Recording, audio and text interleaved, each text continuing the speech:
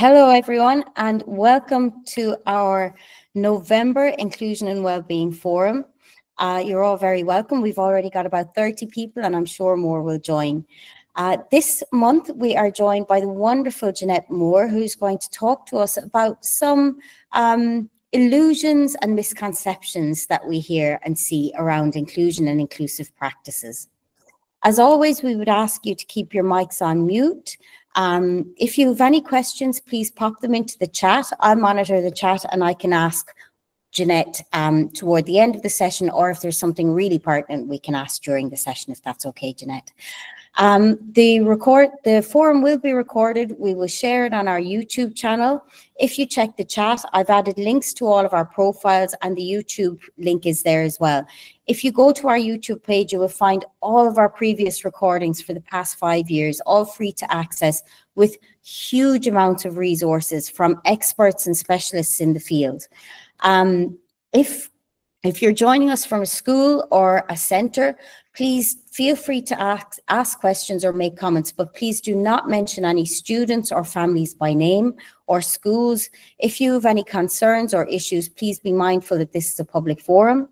While we're all here to share practice and advice, always be mindful that your school is the most important place to seek advice first. So where we give guidance in terms of practices and procedures, you must always follow the practices and procedures from your school first.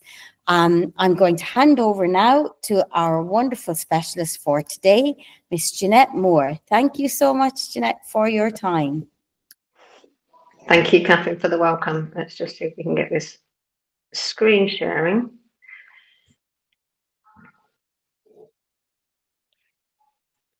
And you can let me know if you can see it. Yes, indeed we can. Yeah. It's not in presenter view this time, which it was last time. Hi, Riaz. Welcome. Hi, ma'am. Can you see it in the whole screen view? No, we're still on edit mode, but it's okay. It's visible. It's fine. It's not ideal though, is it? Hi, Jeanette. Hi, XR Meet. Jeanette, if you go into full mode, you won't be able to see what you're doing. So actually, this mode is better.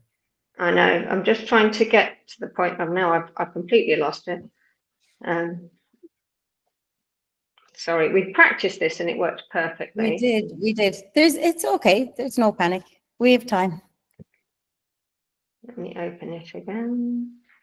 So everyone, I've put some links in the chat if you want to find, and I'm also going to add observation, feedback. I'm going to add a link to Jeanette. They don't grade it, but obviously you've got a grade. Hannah, if you just Hannah, we can hear you.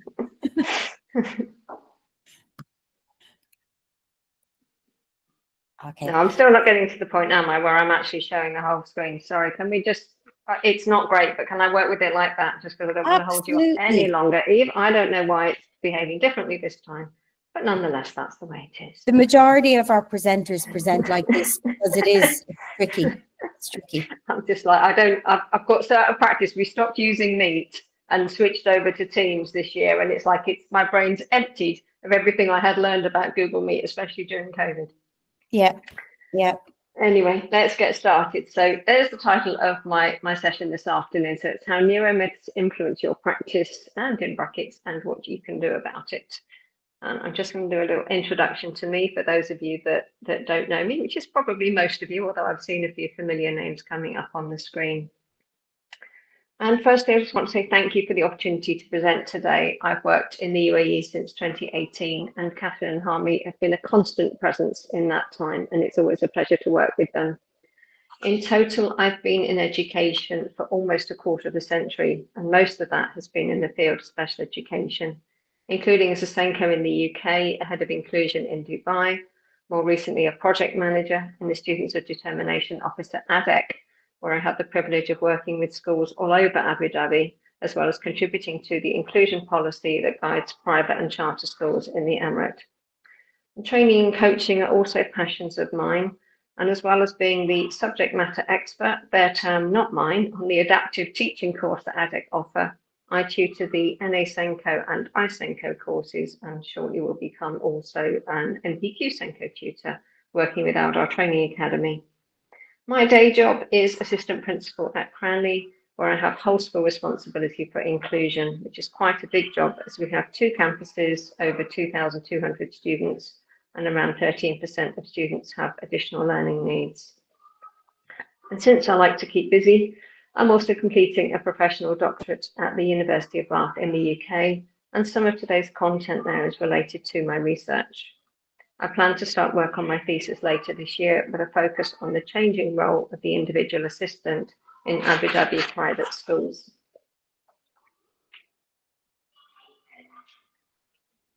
So today I'd like you to ask yourself these questions as the webinar continues and reflect on them once it's concluded. Is there an evidence base for the beliefs I hold about teaching? And do I want to continue to teach this way? And if you've been working in education for 10 years or more, I wonder, could you put in the chat how many years? I know that you will have participated in a lot of professional development in your career.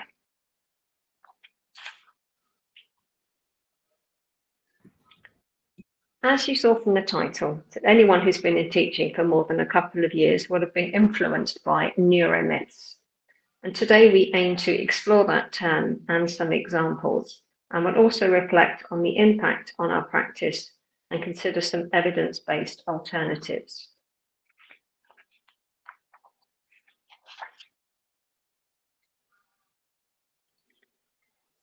So my daughter turned 25 last month, and when I spoke to her on her birthday, she laughed and said, apparently my brain's fully developed now. And we all laughed and said, heaven help us, because I just feel like we're all continuing to grow and develop and change how we function. But birth to age 3 is the fastest rate of brain development in the human lifespan. And if you ever thought that babies have a disproportionately large head, then you're right, because at birth, the brain is already a quarter of its adult size. And by age 3, it's 80%. Piaget's theory, which is shown here, is about 100 years old, but it's been a major influencing factor on current beliefs in child development. Piaget believed that children are not passive vessels waiting to be filled, but participants as they explore and interact with the world around them. Each child goes through the stages in the same order, but not all at the same rate. And child development is determined by biological maturation and interaction with the environment. At each stage of development, the child's thinking is qualitatively different from other stages. That is, each stage involves a different type of intelligence. And you can see those 4 stages on the screen there. So now that we understand a little more about how children's brains develop, we're better placed to think about some possible links between neuroscience and education.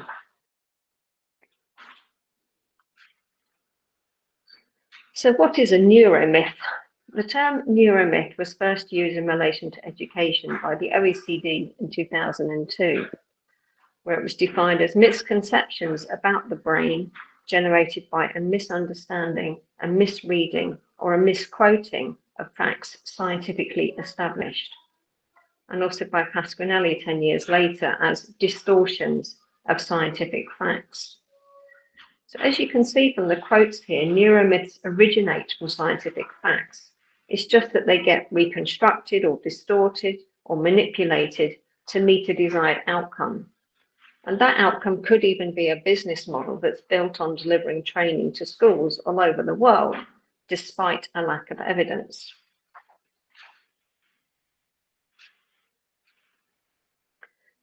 So why do neuromyths matter? Well, neuroscience is the study of the nervous system, focusing on how the brain and neural networks influence behavior, thoughts, and bodily functions. And just because we learn something about the brain, it doesn't mean we should apply it to teaching and learning in a school context. Many neuroscientists estimate that while we understand certain neural circuits and can predict their outcomes fairly well, our grasp of how these circuits work together at a systems level is limited. this big picture understanding is still developing, leaving a significant part of brain function, especially how vast networks create unified thought and perception, largely unexplored. So we know a little bit about how effective teaching affects brain function because it's changing connectivity, but neuroscience isn't often used in studies of effective teaching, and it hasn't learned enough about the brain to guide educational practice. And as I said earlier, that can lead to assumptions and misconceptions. So it's a bit like assuming that because penguins are black and white and zebras are black and white, that they must be related species. Now, they're both animals, but we can't use this fact about their appearance to reach conclusions without further investigation.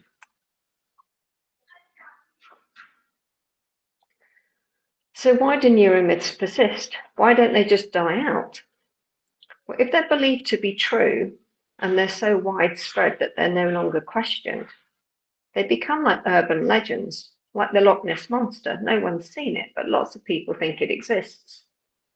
And as a result, these beliefs find their way into initial teacher training and ongoing professional development, and then become embedded into core educational practices that we don't think to question, because they're almost universally accepted as fact.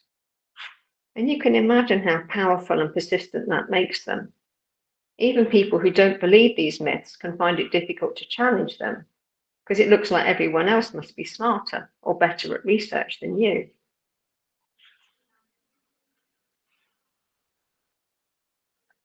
So we're going to have a look at these 3 examples of neuromyths. And if you haven't heard of any of them, then I'm really pleased to hear that. However, stick around because you'll probably notice that you've seen these beliefs influence yourself and your colleagues. They might even have formed a part of your teacher training at university, or appeared in a book that you've read about being an effective teacher, or in some professional development that you've participated in.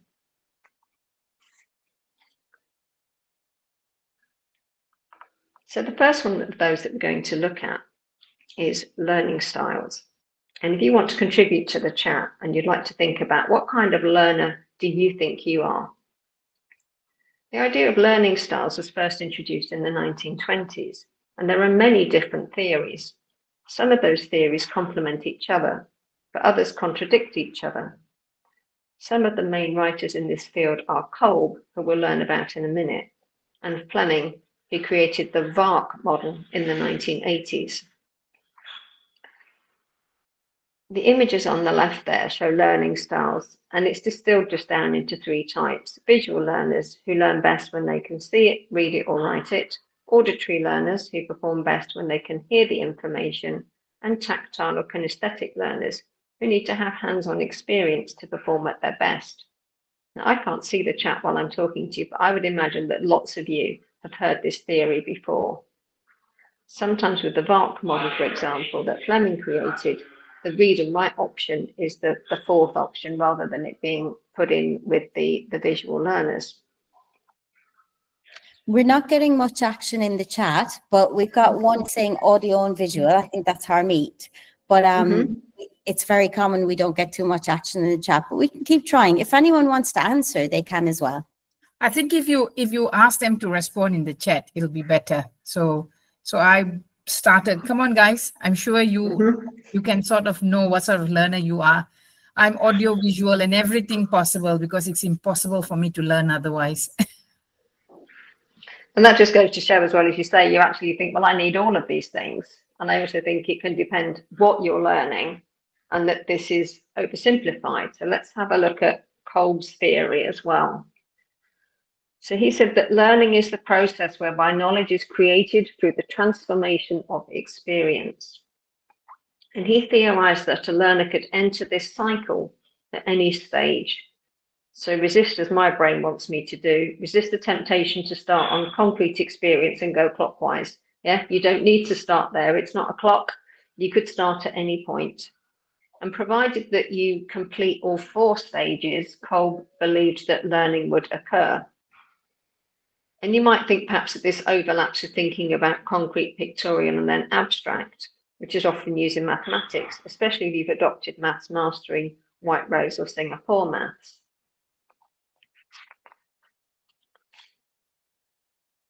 So, is it all rubbish? Do you notice how you're taking in information in this webinar? If you're a visual learner, why are you taking notes? Because surely that means you remember it anyway. If you're an auditory learner, stop looking at my slides. And presumably the kinesthetic learners amongst you have started practicing this on your nearby children. And you know I'm being a bit cynical there. Actually, we're all doing a lot of these things at the same time. So it's dangerous to sort of oversimplify it and think that we should just concentrate on one element, one way of receiving information. And we might also notice, especially with some of our neurodiverse children, that there are also some rote learners. They know a lot of information, especially facts, but what they can do with it is more limited. And Gestalt learners who know how something works, for example, they might know that when you're outside, you wear a coat. And then they have difficulty with being flexible with that knowledge. So they're not going to be thinking, it's too hot, I won't wear a coat today, or knowing when to apply it or not, such as I'm outside and I feel really hot and I should take my coat off.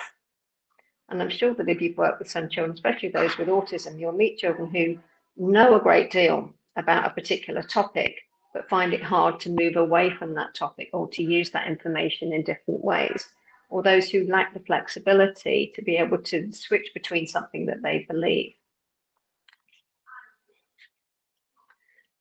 So let's have a look at some of the criticism of learning styles. So Rayner said, the field of learning styles suffers from almost fatal flaws of theoretical incoherence and conceptual confusion.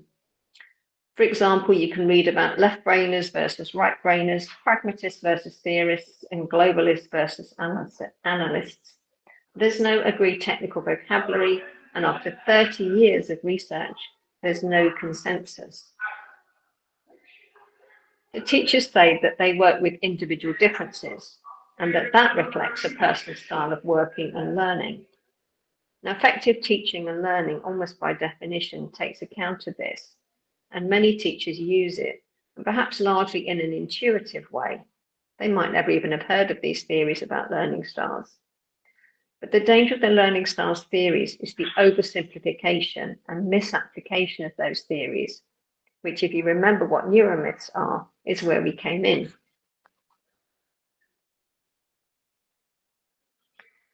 So how can knowing about learning styles improve your teaching? While it's true that individuals have different preferences for how they receive information, the idea that teaching methods should be tailored to specific learning styles, like visual, auditory, kinesthetic, for example, has not been strongly supported by scientific evidence. Research has shown that people benefit from a variety of teaching methods, regardless of their preferred way of receiving information. The emphasis on learning styles can sometimes distract from more effective educational practices, such as active engagement and evidence-based teaching strategies. So while learning preferences are real, the strict categorization of learners into fixed styles is seen as overly simplistic, and it's not supported by neuroscience. As an alternative, adaptive teaching has been shown in research to provide more effective outcomes. For example, you've actually got then an evidence-based approach that's shown adaptive teaching practices respond to students' specific progress and needs. Adapting content to their skill level and comprehension is more effective than matching it to a perceived preferred learning style. It's also more responsive to their real-time learning needs. So adaptive teaching adjusts to a student's progress dynamically. You can identify as a teacher when a student's struggling or excelling and tailor instruction accordingly. And it promotes a growth mindset. So by focusing on current skills and potential areas for growth, you're not labeling students as particular types of learners, but encouraging them to develop a range of skills and adaptability. It's also inherently flexible, which makes it a powerful approach for diverse classrooms. And it supports differentiated instruction that meets individual needs, whether students require scaffolding or challenge.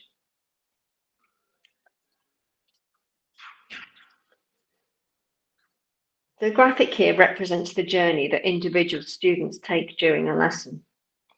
you can see that the outcome is broadly similar. And if you're watching on a very small screen like a phone, I'm just going to let you know that the yellow boxes at the top of that graphic are identical apart from their outlines.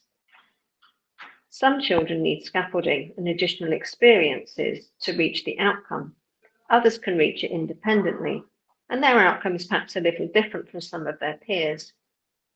I'm not implying that any one of these students is one that you should be picking out as being the one with additional learning needs. The need for scaffolding and support is common to all students.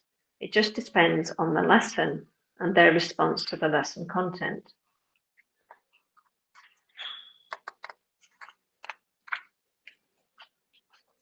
So is universal design for learning, UDL, is that just another learning myth, another neuro myth, or another attempt at categorizing learners, suggesting that they need one of these approaches? No, it's recognized as a research-based approach that supports effective teaching and learning for all students. And it's really about what the teacher does and not the student. So by providing these multiple means of engagement, representation, and action and expression, you're actually accommodating learners' diverse needs during a lesson and in the classroom. It's more flexible because it allows students to choose the methods that work best for them. And because it's more varied, it can result in increased student interest and motivation. Tailoring instruction to individual needs can lead to better understanding and retention of learning material. And because then you're allowing students to be more independent, they can develop self-regulation and decision-making skills as they learn to choose the strategies that suit them best.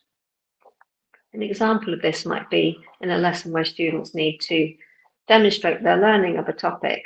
Rather than saying to everybody that they need to write an essay, you might give some students the opportunity to write a drama script or make a video or present it as a newscast or do it as a leaflet. And all of them are demonstrating their learning, but they're not all doing it in the same way.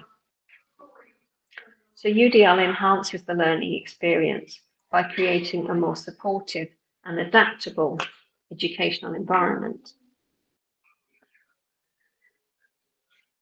So as a teacher, don't tie yourself in knots trying to adapt your teaching to individual learners because of beliefs about their learning styles.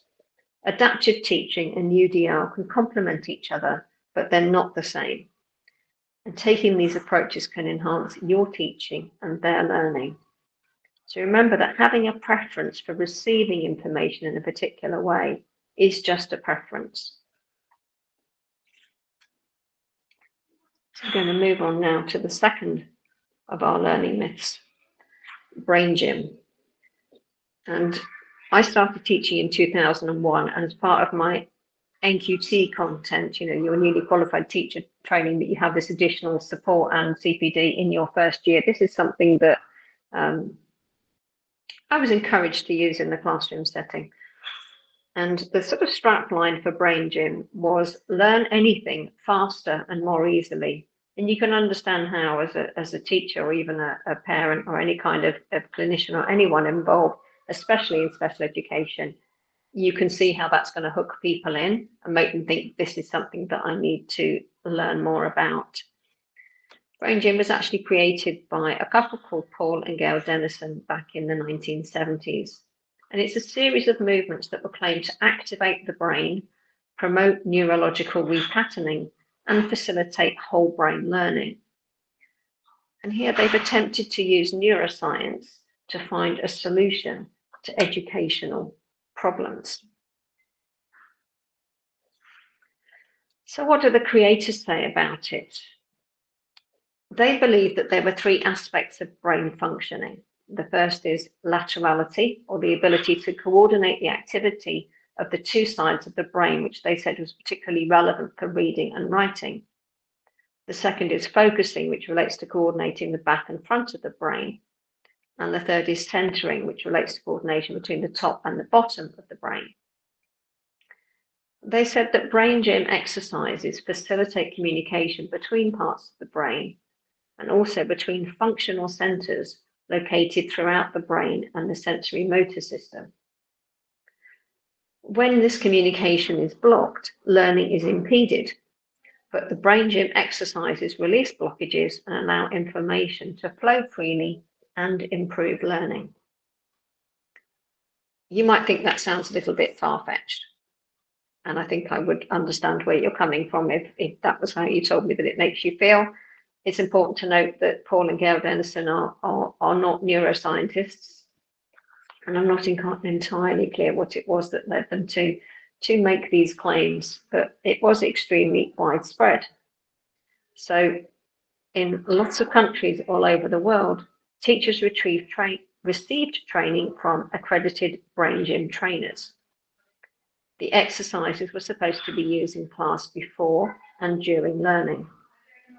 So according to the company, the exercises integrate different parts of the brain, repattern brain processes, and increase blood flow to the brain, which results in whole brain learning.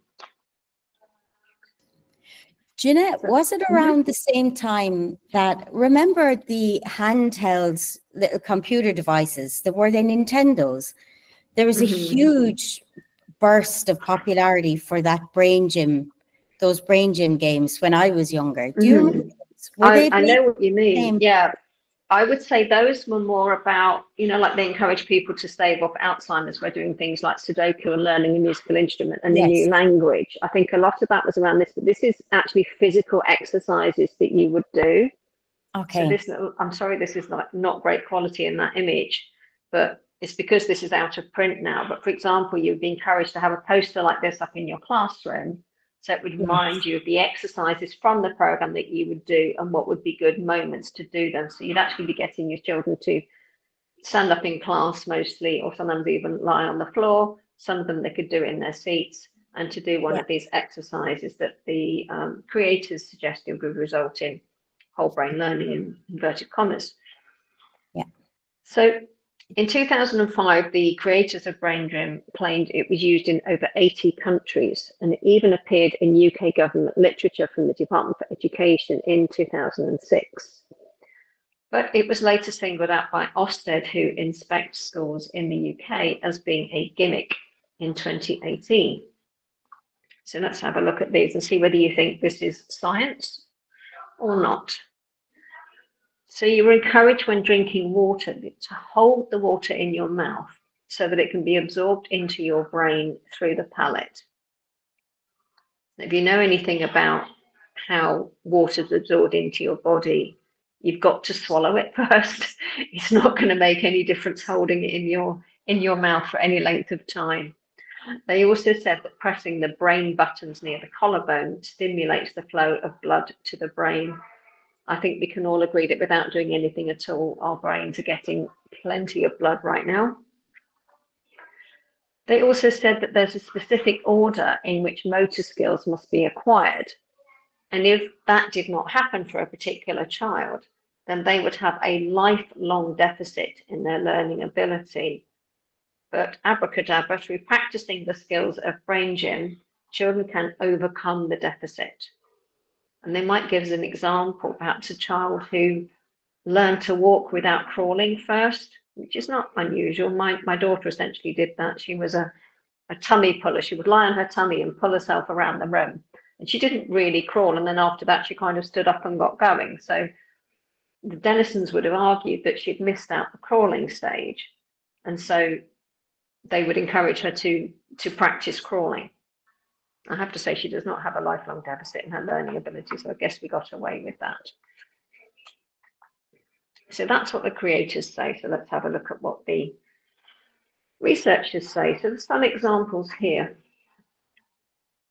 And as you can see that they're not, it doesn't actually stand up to any kind of scientific investigation. There isn't any research that supports it. Stevenson also said the kindest thing that could be said about Brain Gym is that doing the exercises provides a break that may increase alertness. Higgins also said that the belief of some teachers in Brain Gym might be related to the fact that it provides students with a break, and that children who are unsuccessful academically may be able to do the movements easily. So how can knowing about brain gym improve your teaching? Now, we recognise that there are normal human limitations on focus and concentration. We also know that there's part of the population who are wired differently. Neurodivergence is normal amongst the human population. And we can start to recognise that while the exercises that form part of the Brain Gym program are not helpful, that there is evidence to show that brain and movement breaks would be useful. So that evidence includes the Education Endowment Foundation publication on cognitive science approaches in the classroom. And they said that even brief movement-based breaks can improve attention, mood, and information retention in students across age groups. Research shows that physical activity stimulates brain regions associated with memory and problem solving. It also increases children's attentiveness and engagement by reducing classroom sitting time. And I think you probably know, if you're a teacher, a lot of this is common sense. Yeah, there's not going to be a point where you can just keep talking and talking and talking, and they don't need a break. So don't stick to a rigid approach to brain breaks or use a commercial program, but do build brain breaks into your teaching and recognize when your students need one. Those brain breaks ideally need to be movement breaks. Some students need these more frequently than others, and they may need you to initiate the break as they aren't yet good at recognizing when it would benefit them. If you build breaks into lessons for these students, they could be as simple as giving out or collecting in books or resources, cleaning the whiteboard, taking a message, or showing their work to one of your colleagues. It also can be helpful to be aware of all 8 senses. If you've done the AET Making Sense of Autism training, it's got some really good content about the sort of the missing senses that can be overlooked: proprioception, interoception, and vestibular. If students have difficulty in processing information from these senses, it can lead to them seeking or avoiding sensory stimulation and possibly finding it hard to recognize that they're in pain, that they're uncomfortable, that they're too cold, that they need to use the bathroom. And if you notice that a student has difficulties with sensory processing, consider an OT referral. Fidget toys and other sensory activities can be helpful in the classroom, and whole class or individual movement breaks can be implemented whether or not you have a sensory room in your school. So our final neuromyth is multiple intelligence theory. And whereas the quote on my previous slide as we introduced Brain Gym was taken from the creators, this one isn't. This is taken from a critic. So multiple intelligence theory originates from Howard Gardner's book, Frames of Mind, which was published in 1983. And he suggested that each individual has a number of relatively autonomous intelligences, of which there were 8 in total. And each person would display these with varying proficiency. But weaknesses in some areas would be compensated by strengths in others. So what does the creator say about this one? So when Howard Gardner was asked, how did you come up with the theory that everyone has multiple intelligences? That is a direct quote. He literally said, I don't know. And yet again, this is something that's often been adopted into schools and into education theory, and it doesn't have a sound background, which even he admitted. So he suggested that these intelligences interact in complex ways, and that traditional IQ tests, which emphasize linguistic and logical mathematical abilities, do not capture the full spectrum of human capability. And I'm sure we could all look at that wheel of multiple intelligence there. Now, I, for example, can look at that and go, I am not musical. I do not play an instrument. I don't have a great singing voice. That is definitely not an area of strength where I've got an intelligence that's really working effectively there.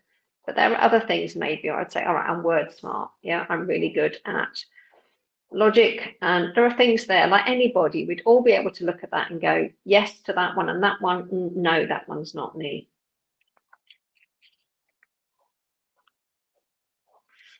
So is this belief science or pseudoscience? So the structure of the brain, just like we said about the top and the bottom and the left and the right side with the denizens and their brain gym, the structure of the brain and evolutionary psychology do not support this theory. What Gardner actually also said, although some years later, he said students' various intelligence should be studied and compared and the output used to guide teaching. And we know that that isn't true, because none of the MI surveys available have actually got any proven validity, and their use could lead students to think they've got weaknesses that don't actually exist. And in a bit of a climb down, he did say one should never proceed directly from psychological or scientific theory to educational practices. And as I said earlier, just because we know things about the brain, it doesn't mean that we should make that leap to applying them in an educational context. So what do the critics say about this one? They say that it lacks clear, measurable criteria, are difficult to test in controlled research settings.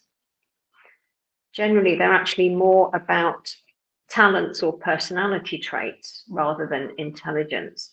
And the theory dilutes the concept of intelligence to the point where it includes almost any human ability or talent. So how can knowing about multiple intelligence theory improve your teaching? So what we're thinking about there is normal human variation.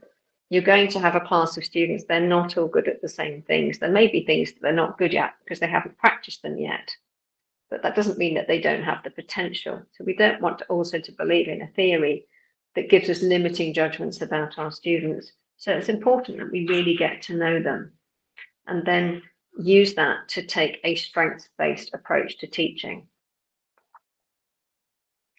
So taking a strengths-based approach focuses on identifying and nurturing each student's unique strengths and talents rather than primarily addressing their deficiencies. That can lead to enhanced engagement and motivation because you're actually building on their strengths. They feel competent, they feel capable, and they're more likely to be willing to take on new challenges. It fosters a positive self-image and helps them see themselves as capable learners. And obviously that's then going to lead to improved academic outcomes, because if you're focusing on your strengths, you're going to perhaps choose to do things in ways that enable you to perform effectively. Taking this approach helps to create a supportive and inclusive classroom culture. Everybody's got some value to add. Our talents are diverse, our abilities are diverse, and it helps students just value everybody for who they are and to feel more connected to their peers. Students who understand and can rely on their strengths are often better equipped to handle setbacks, so they're more resilient, they may have better coping skills. And it also aligns well with differentiated instructing, so teachers can tailor their methods to individual preferences and strengths. And this can be especially beneficial for students with diverse needs. By focusing on what they do well, you create personalized learning experiences that focus on strengths rather than just overcoming weaknesses.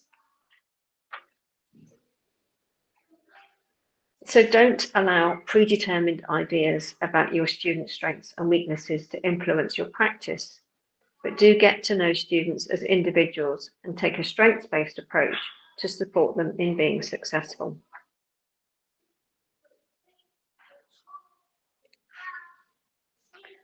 And sometimes we think we know something or we believe in something, and we later change our thinking and beliefs. And this is a normal part of learning as an adult, and there's no desire on my part to make you feel duped or ignorant or ineffective. We all continue to grow throughout our careers, and you have freedom of choice to take on board some or all of today's content or not. However, I suggest you don't let those beliefs and opinions hold you back. Keep an open mind, and they won't be a burden. And finally, neuromyths and other beliefs can drive what school leaders want to see in the classroom. And maybe you can think of some ways in which they are influencing school leaders in your school. Maybe there's a space on the planning sheet for learning styles. You're experiencing three-way differentiation with limiting judgments about what some students are capable of, or an insistence on getting through the lesson content, whether the students are engaged or not. So what can you do about that? Firstly, keep doing as you're told. Or if you want to challenge it, you might want to engage in some action research, get involved in some professional development like this webinar, and maybe develop a professional library in your school. If you're in Abu Dhabi, there is free CPD available on Empowered, which is the ADEC CPD platform. You can find there the Adaptive Teaching Practices course that I mentioned earlier, which you can access as long as you've got a past profile as a teacher or teaching assistant. And lastly, I want to say thank you for your time and engagement and attention today. I hope you found the topic interesting and I've challenged your thinking and beliefs. And if you'd like to keep in touch with me or tell me anything that you've thought about, you can find me on LinkedIn or drop a message via Catherine.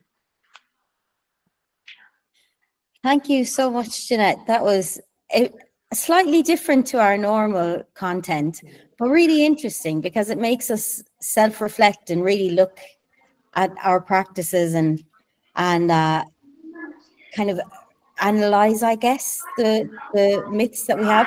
I know for sure, pretty much all trainings that I do with schools, if we ask staff about learning styles, they all really believe that there are learning styles.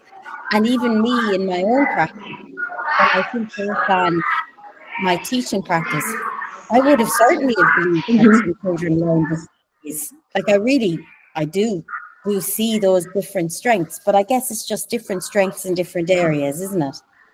Yeah, it's just thinking about how you use that information. I think where it went wrong is once you've created a belief, there's often a company off the back of that going, oh, this is an opportunity. So the people who made Brain Gym made millions from it because it was adopted all over the world. And then they were selling resources, they were selling training. You know, you could do the exercises, but you had to have the training by an accredited trainer. You could buy the books.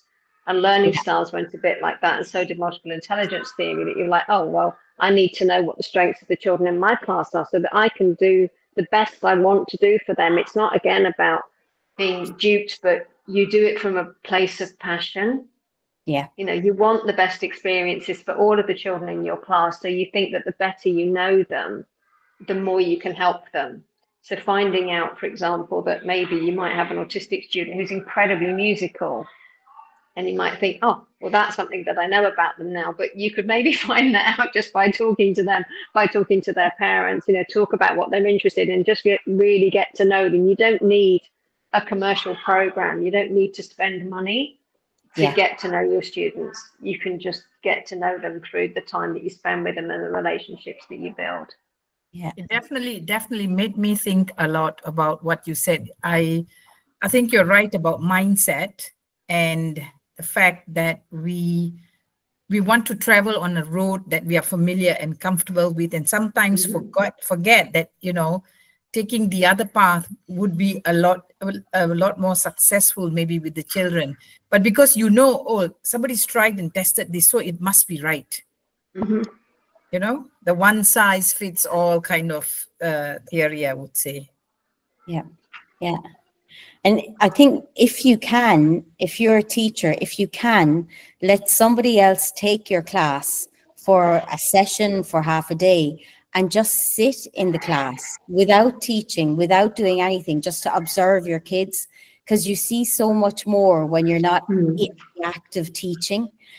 And I know that's very difficult in a lot of schools. We don't have the capacity or time to do that, but you'll see, especially in early years, we're so busy managing the class all the time. We rarely get time to really just watch how they interact and what they're drawn to and how they work with different areas or different materials. So it's really valuable. Even if you just take 10 minutes a day, to just not interact, just observe and see what you notice.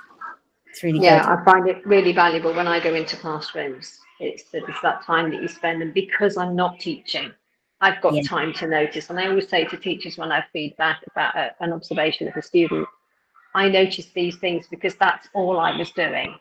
Yeah. So it's not a reflection on you that I've noticed things that you didn't. One, I'm maybe skilled in different areas and looking for different things. But also if you're teaching 22, 25, 30 children, you haven't got time to You look don't. at that. You don't. Yeah, you don't. You're so hectic and so busy. You don't have a moment. Yeah, yeah, absolutely. Does anyone have any questions, guys? We haven't had any questions so far, I don't think. Marwa, thank you so much for the informative session. Can you share the PowerPoint? If Mar wants to drop me an email or maybe contact you, Yeah. we could have a look at what we can do. These are generally, it's no, we don't share the PowerPoint, so it's okay. Yeah. But guys, I'm happy to share some key points with her if there's some things that she'd like to follow up. Yeah, and we'll share the recording will be on our YouTube. But I've shared Jeanette's her LinkedIn profile in the chat. So if anyone wants to reach out, connect with and follow, because Jeanette is sharing really informative posts and guidance pretty much every day. You're on LinkedIn.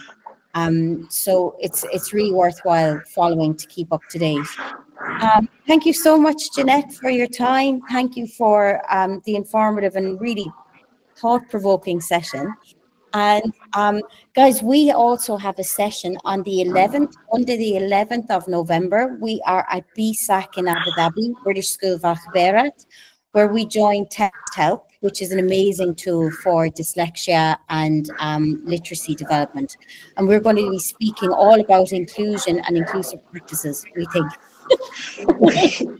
Yeah, information's been a bit vague, but yeah, hopefully. We also have the LSA forum coming up on the Tuesday. Remember, it's the second Tuesday, so it's usually Catherine does the Monday and then I do the next Tuesday, the next week. That's Tuesday the 12th. Tuesday the 12th. Yeah. I'm going to also reiterate my pressure for you to do another Abu Dhabi conference. So please, I hope you've got that coming up in the spring. Yeah. Say that again. So I'm putting you under pressure as well to do another Abu Dhabi conference. Oh, it's done. We're doing. Oh, we're doing it. Yeah. January. Yeah, we're going to do in January. We'll be hosting.